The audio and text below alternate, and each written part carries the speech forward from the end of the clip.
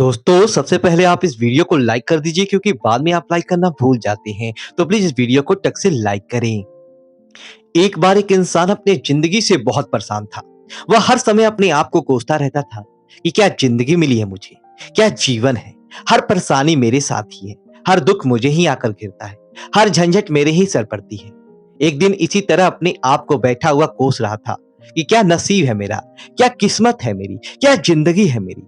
ये तभी अचानक एक बाज अपने शिकार को पंजे में दबाए हुए एक पेड़ पर आकर बैठ जाता है और वहीं पर अपनी उस शिकार को खाने लग जाता है। यह परेशान आदमी जब उस बाज को देखता है तब कहने लगता है कि क्या जिंदगी है इसकी, क्या जीवन जी रहा है मजे का। ना इसे खाने की चिंता, ना पीने की, ना पहनने की, ना ही परिवार की। सरकार करता है और मस्त खुली हवाओं में कभी इधर घूमता है, कभी उधर घूमता है। सारे दिन आसमान में उड़ता रहता है। असल जिंदगी तो यही है, जीवन तो ये जी रहा है।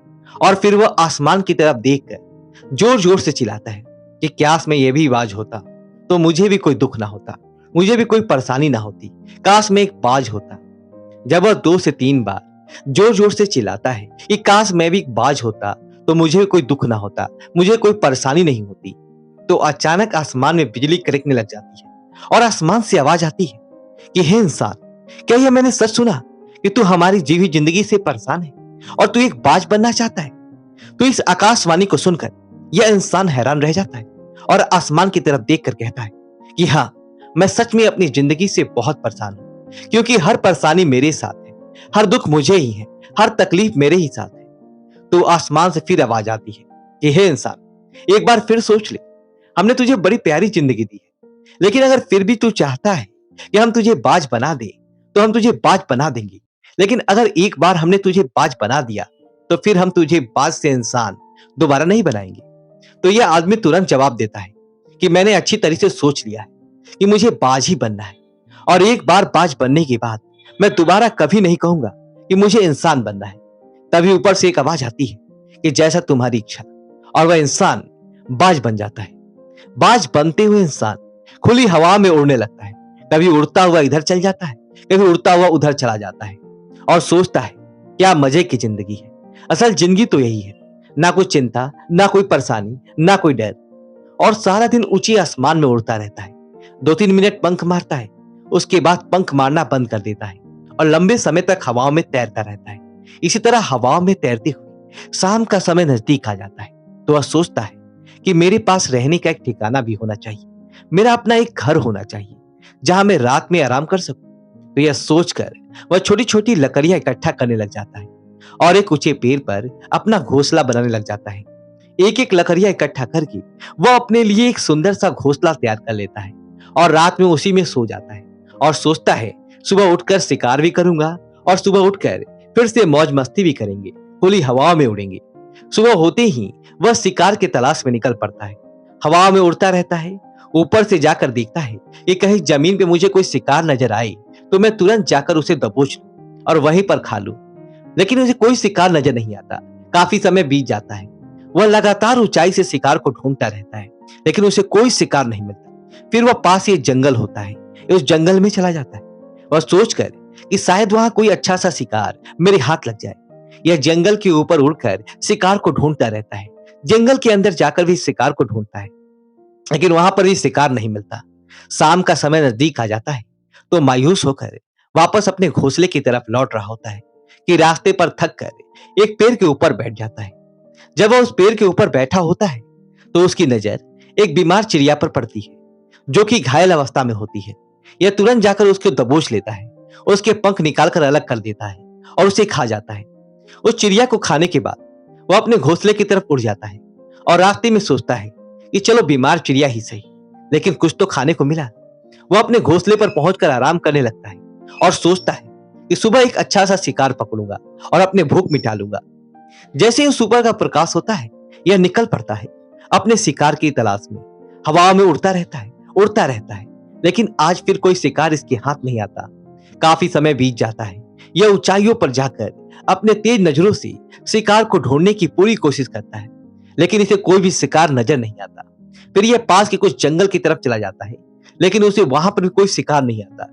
इसी प्रकार पूरे दिन उड़ते उड़ते शाम का समय नजदीक आ जाता है तो यह निराश होकर वापस लौटने लगता है और रास्ते में एक पेड़ पर आकर बैठ जाता है। सोचता है शायद यह फिर कोई बीमार चिड़िया मेरा इंतजार कर रही हो। लेकिन हर बात किस्मत मेहरबान थोड़ी होती है। आज इसे कोई बीमार चिड़िया नहीं मिलती। यह थक हार कर वापस अपने घोंसले की तरफ चल पड़ता है और घोंसले पर पहुंचकर भूखा प्यासा ही सो जाता है और सोचता है कल सुबह एक बड़ा शिकार पकड़ूंगा और आज की भूख भी मिटा लूंगा। रात को अपने घोंसले में सोया हुआ होता है, गहरी नींद में होता है कि तभी एक भयानक तूफान आता है। इस तूफान की हवा इतनी तेज होती है कि इसके घोंसले को उड़ाकर एक जगह फेंकती है और इसे कहीं दूर दूसरी जगह फेंकती है।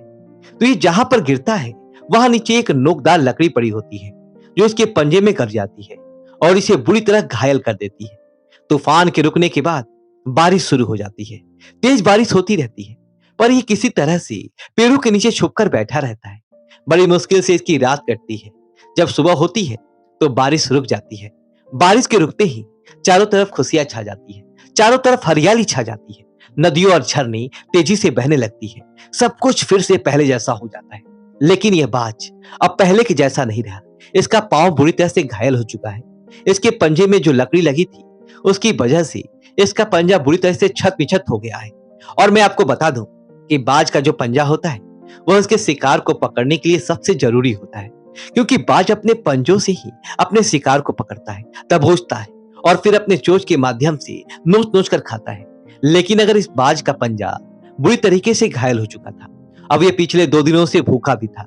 यह शिकार की खोज में थोड़ा उबता है कि शायद फिर कहीं कोई बीमार चिड़िया इसे मिल जाए। लेकिन कहां बार बार कोई बीमार चिड़िया मिलने वाली थी।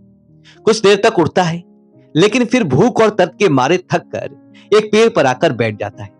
वह पेड़ पर आकर बैठ तो जाता है लेकिन उसे पता नहीं था कि यहां पर एक और मुसीबत उसका इंतजार कर रही है। और वह मुसीबत यह थी कि वह 8-10 कौवों का एक झुंड मिलकर इसे परेशान करने लग जाते हैं। इसके ऊपर आकर इसके घाव पे चोंच मारने लग जाते हैं। उन्हें भी पता चल जाता है कि यह बाज घायल है और भूख की वजह से कमजोर भी है। यह बाज उससे बचने के लिए थोड़ा सा उड़ता है और फिर जाकर बैठ जाता है। उनसे पीछा छुड़ाने का प्रयास करता है लेकिन फिर इसके पीछे आ जाते हैं। तो यह फिर उड़कर थोड़ी दूर चला जाता है लेकिन उसका पीछा नहीं छोड़ते और बार बार इसके पास आकर इसे परेशान करते हैं। कौवे अक्सर बाज के साथ ऐसा करते हैं लेकिन फिर बाज भी उनके साथ एक खेल खेलता है। जब कौवे का झुंड बाज को परेशान करता है और उनका पीछा नहीं छोड़ता तो बाज हवा में सीधी उड़ान भरने लग जाता है। वह तेजी से सीधा ऊपर की ओर उड़ने लग जाता है। कौवे भी उसके पीछे होते हैं लेकिन कुछ देर तक उड़ने के बाद कौवे ऐसी ऊंचाई पर पहुंच जाते हैं जहां पर उन्हें ठीक से सुनी मिल जाती है और उनका दम घुटने लग जाता है, उनकी सांस रुकने लगती है। तो फिर वहां से ऊपर नहीं जा पाते, पर क्योंकि बाज तो बादलों से भी ऊपर उड़ सकता है इसीलिए वह तो ऊपर चला जाता है। लेकिन कौवे वहां से ऊपर नहीं जा पाते और वह नीचे आने लगते हैं। इस तरीके से बाज उनसे अपना पीछा छुड़ा लेता है। लेकिन ऐसा करने के लिए, इतनी ऊंची उड़ान भरने के लिए इस बाज के पास उतनी ताकत नहीं थी, क्योंकि वह भूखा भी था और घायल भी था। तो ये उड़ता और थोड़ी दूर पर जाकर बैठ जाता और कौवे फिर आकर इसे परेशान करने लग जाते। इसी तरह भूख और घायल हालत में एक दिन गुजर जाता है, दूसरा दिन गुजर जाता है, तीसरा दिन गुजर जाता है, लेकिन इस बाज की हालत में कोई सुधार नहीं हो रहा था। वह बदते बदतर होती जा रही थी। चौथे दिन जब यह बिल्कुल खत्म होने पे आ जाता है, इसके अंदर बिल्कुल ताकत नहीं बचती और इसका शरीर, इसका सांस छोड़ने लगता है, तो यह किसी तरीके से उड़कर पास ही इंसानों की एक हॉस्पिटल होती है उसके छत पर आकर बैठ जाता है और वहां से आने जाने वाले मरीजों को देखता है और अपने आप से कहता है, काश आज मैं एक इंसान होता तो ऐसे छोटे मोटे जगहों का हॉस्पिटल से इलाज करवा लेता या किसी को बता देता कि मैं भूखा हूं, परेशान हूं, मेरे साथ ये परेशानी है। लेकिन आज मैं एक ऐसा बेजुजान परिंदा हूं जो किसी से कुछ नहीं कह सकता, किसी को अपना दुख नहीं बता सकता, किसी से कुछ मदद नहीं मांग सकता। यही बात सोचकर वह उस छतरी पर अपना दम तोड़ देता है। वह अपने जान की कुर्बानी तो दे जाता है लेकिन साथ ही साथ हमें यह सीख भी दे जाता है कि आपको जैसा बनाया गया है, आप जैसे भी हो उसी में खुश रहो और उसी में बेहतर करने की कोशिश करते रहो, ना कि इस बात से परेशान रहो कि काश मैं ऐसा होता, काश मैं वैसा होता, काश मैं ये बन जाऊं।